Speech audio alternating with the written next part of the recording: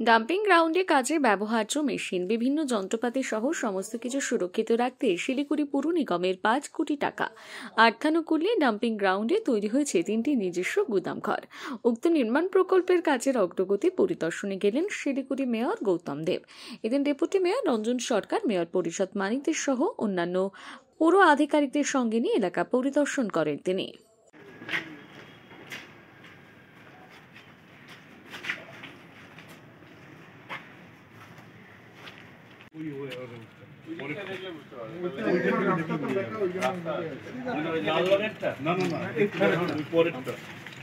এটার পরেরটা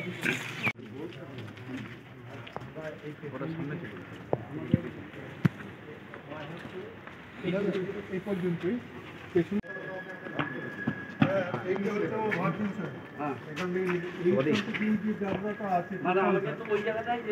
হ্যাঁ, আমাকে ভার্জিন সয়েলে যেতে হবে। এই ইয়েটা নিয়ে সমস্যা।